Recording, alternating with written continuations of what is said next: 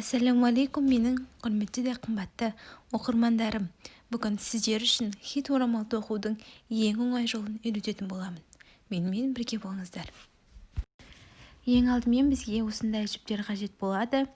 Бір орамалға осы жіптің үшеуінен шығады бір орамал.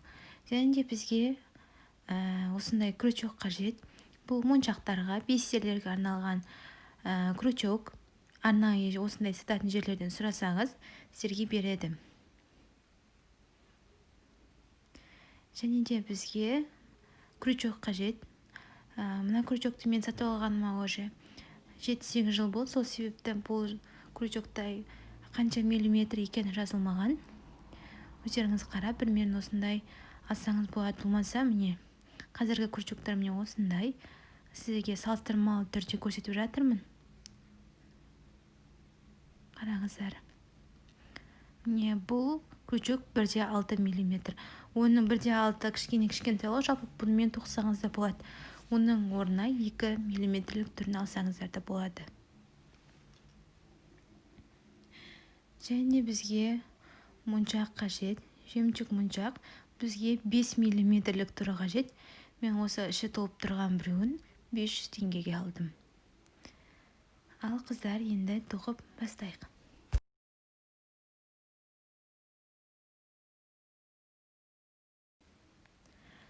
Қазір енді біз сақина жасайтын боламыз. 5 сақина жасаймыз. Міне ең алдымен осылай аламыз.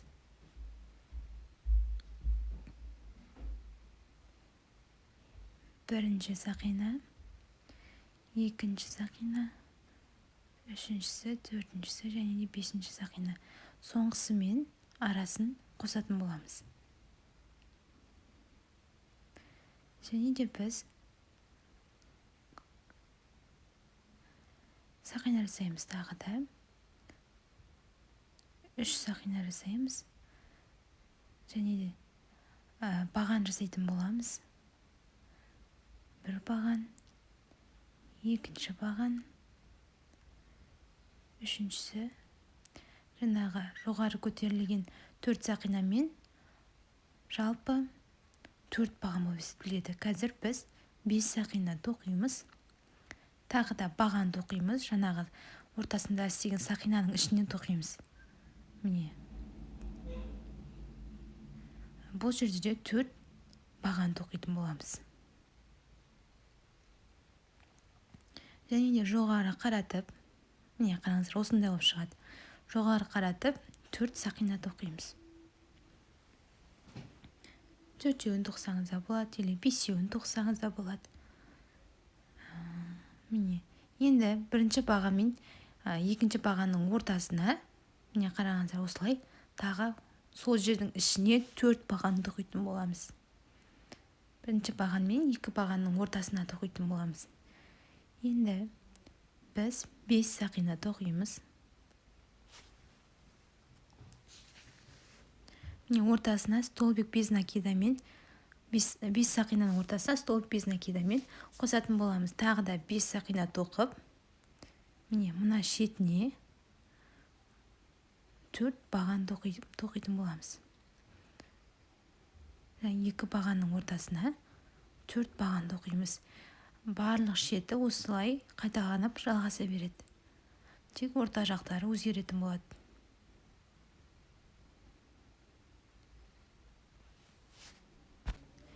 Енді жоғары қарай 5 сақина тоқимыз. Теріс қаратамыз да екі бағанның ортасына бағандарды тоқитын боламыз. 3 баған тоқимыз. Жаңа жоғары көтерген бағанымызбен жалпы 4 баған болады. Енді тағы 5 сақина тоқимыз. Міне мына сақинаның ортасына столбик без накидамен қосамыз. Тағы да 5 сақина тоқимыз. Міне мына жерге тағы да столбик без накидамен қосамыз. Тағы да 5 сақина аламыз да екі бағанның ортасына 4 баған тоқитын боламыз.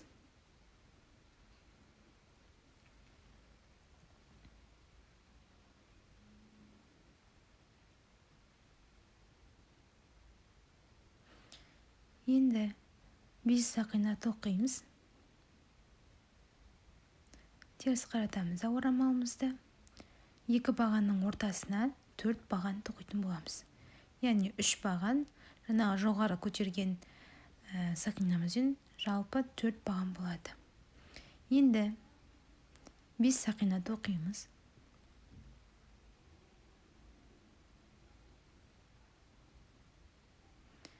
Столбик 5 накидамен қосамыз. Тағы да 5 сақина тоқимыз. Енді осылай крючокқа жіпті іліп аламыз да, ортасына кіргізіп, біреуін аламыз. Тағы да жіпті іліп аламыз да, екіншісін тағы да іліп аламыз да, үшіншісін жасаймыз. Осылай бізде пышный столбик шығады. Міне, осы жерге қазір моншақты ілетін боламыз. Кіргіземіз қазір. Міне, осылай моншақты кіргіземіз арасына. Енді міне осылай столбик без накидамен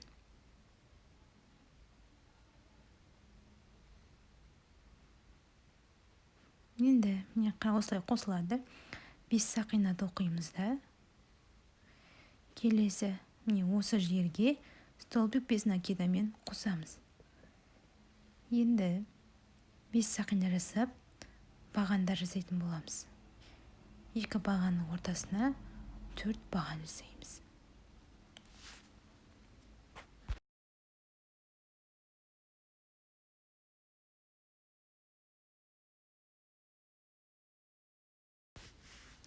Енді 5 сақина тоқып, жібіміз артқа айналдырамыз да, 3 баған тоқимыз. 5 сақина тоқимыз. Енді барлық жерге 5 сақина столбик без накидамен тоқып шығамыз. Ешқандай пышный столбик болмайды.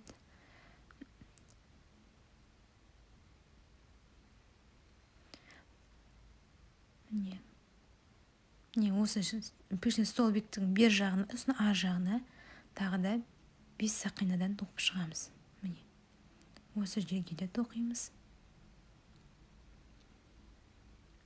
Тағы да 5 сақина.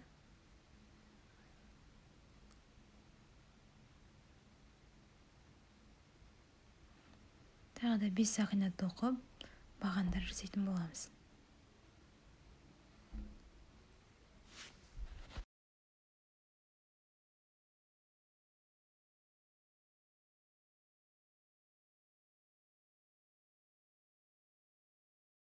Енді мына жерде қараңыз, осы жерде бір ғана пышный столбик тұр ғой. Енді бұл жерде 1, 2, 3, 4 деп солай көбейе береді. Бір-бірден көбейе береді. Енді 5 сақина тоқып, жібімізді артқа айналдырамыз да, 3 баған жасаймыз. Екінші баған және үшінші баған. 5 сақина тоқимыз.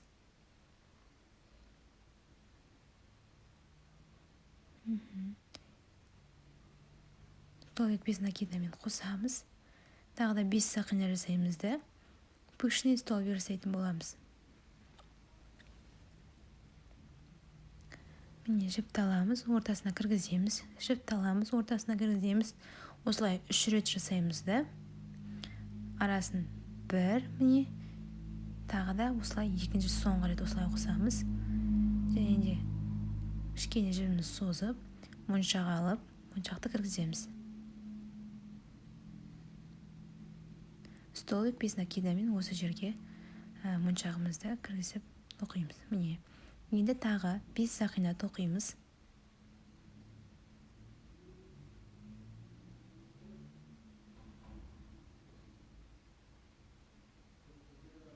1, 2, 3, 4, 5. Міне. Жаңағы пышный столбиктің үстіне қайталанып түспеуі қажет. Келесі тоққан кезде. Міне қараңыздар. Пышный столбик тоқыдық. Моншақ кіргіземіз енді. Осылай жалғаса береді.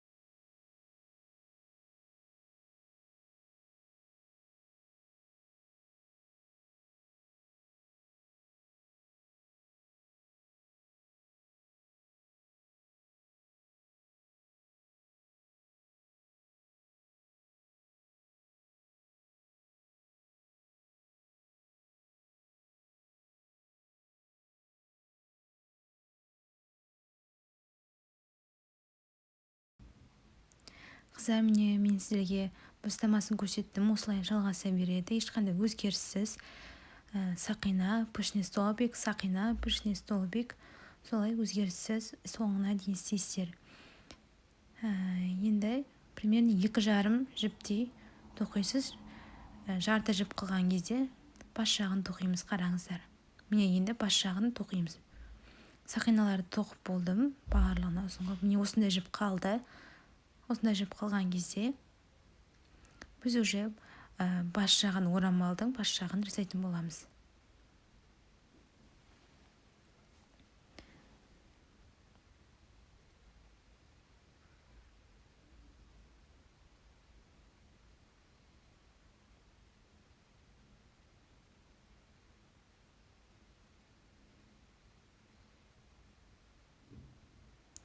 Негізі бұл орамал баста шынымен өте әдемі болып тұрады, моншақтары барлығы. Біз қазір 5 сақина тоқимыз. Шет жағы сіздерге басында айтып кеткен, ешқандай өзгермейді, шет жағы осындай болып қалады. Міне енді жаңағы 3 бағанды тоқимыз. 5 сақина тоқимыз.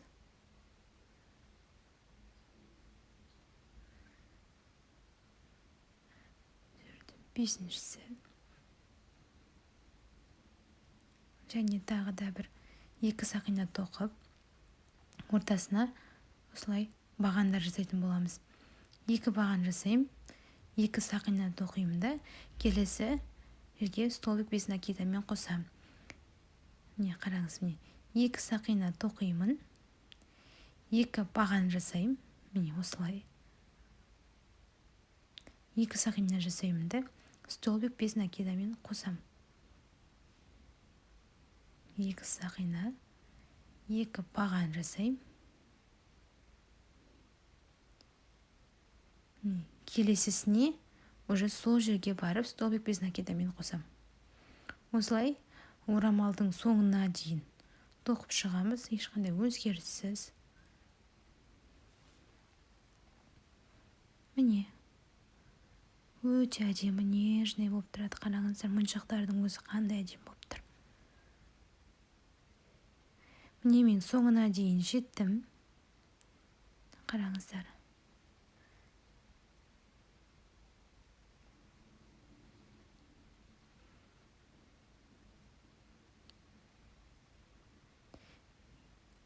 Енді біз шашақтарын тоқитын боламыз.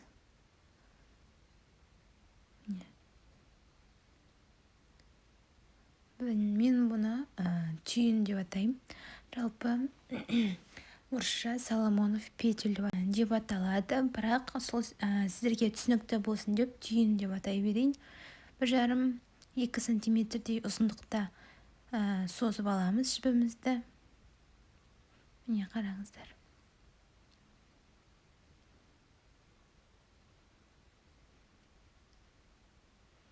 Міне 1,5-2 сантиметр түсін. Осылай, міне арасын осылай кіргізіп түйін жасаймыз. Осылай 2 түйінді жасаймыз. Арасына біреуін қалдырып кетемізді. Екіншісіне барып столбик без накидамен қосамыз. Қараңыздар, осындай 3 бұрыш жасаймыз.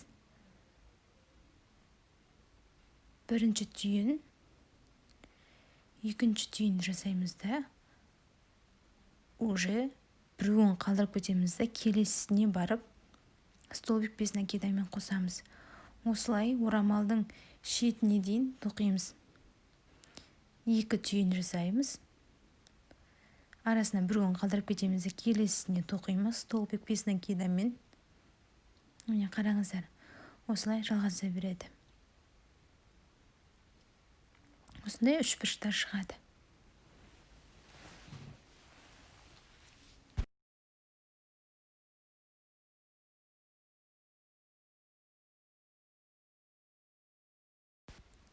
Міне мен орамалдың 2 шетін тоқып болдым. 2 шетін, яғни соңына дейін тоқыдым. Енді осылай тағы 2 түйін жасаймыз да, орамалымызды теріс қаратамыз. 2 түйіннің ортасы бар емес па? Сол жерінің арасын осылай столбик без накидамен қосамыз. екі түйін жасаймыз да. Осыған дейінгі екі түйіннің ортасы бар емес па? Сол жерге столбик без накидамен қосамыз. Солай ешқандай өзгеріссіз жібіміздің соңына дейін тоқимыз. Не, екеуінің қосылған жері бар. Сол жерде үш бұрыштың басы деп айтсақ та болады. Не, сол жерге екі түйіннің ортасына, яғни столбик без накидамен қосамыз. Міне, біз шашақ жасап жатырмыз қазір. Шашағымыз өте әдемі және ерекше болып шығады. Қараңыздар, мен уже үшінші рядта үшінші тоқып жатырмын. Қараңыздар, бұл жерде уже мен моншақ қосып тоқып жатырмын. Сізге енді қалай моншақты қалай тоқу керек екенін көрсетемін. Ешқандай қиындығы жоқ.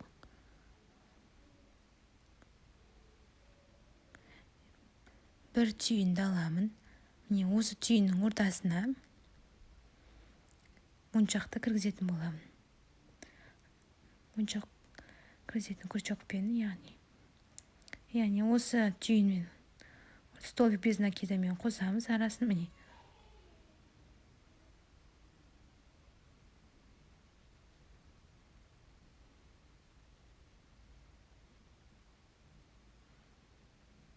тағы да жібімізді 1,5-2 см жоғары көтеріп тағы бір түйін жасаймыз да. Бұл жерде аздап мен қателесіп кеттім. Негізі екеуден шығарамыз осыған дейінгі дейді.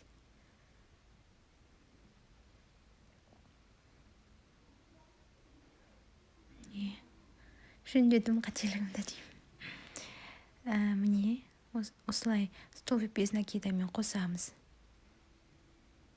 Жаңағы осыған дейінгісін қарап отырмын, ол жерде де аздап қателесіп кеткен екенмін. Міне, түйін жасаймыз, арасына моншақты кіргіземіз.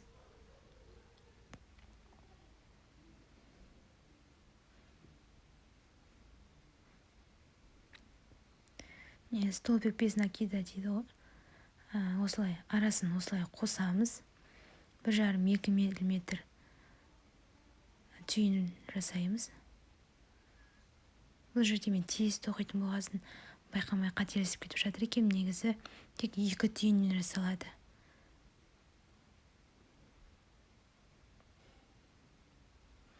Міне, осылай жалғасып кете береді қыздар. Міне, соңына келдім. Міне, қараңыздар, тек 2 түйіннен ғана жасалды. Жаңа мен тез тоқыған соң видеода байқамай қалған екенмін.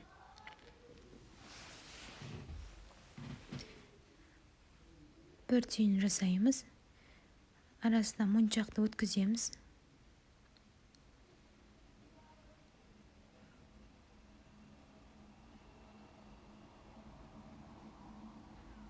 Енді бұл моншақты столбик без накидамен кіргіземіз.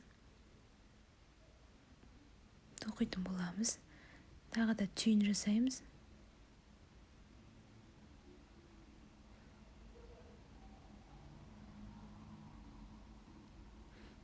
Екі түйіннің арасын қосатын боламыз.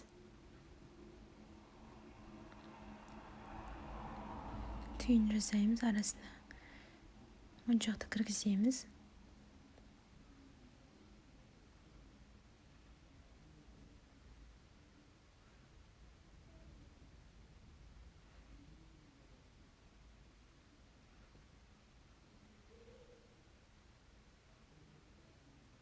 Арасын қосамыз. Тағы да түйін жасаймыз.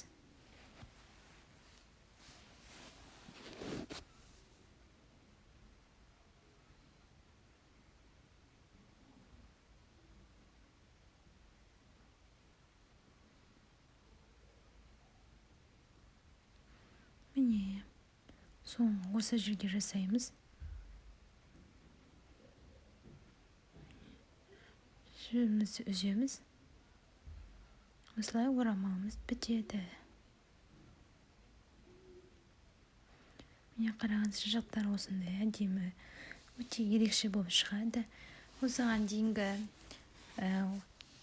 орамалдарымның шашақтары басқаша болған. Міне, осыны кішкене өзгеше қылу үшін осындай қылып. Ал достар, менің орамалым осындай болып шықты. Өте әсемі, ерекше болып шықты. Егер де сіздерге менің видеом ұнаған болса, маған лайк басып, комментария жазып, подписаться етуді ұмытпаңыздар. Менімен соңына дейін болғандарыңыз үшін рахмет.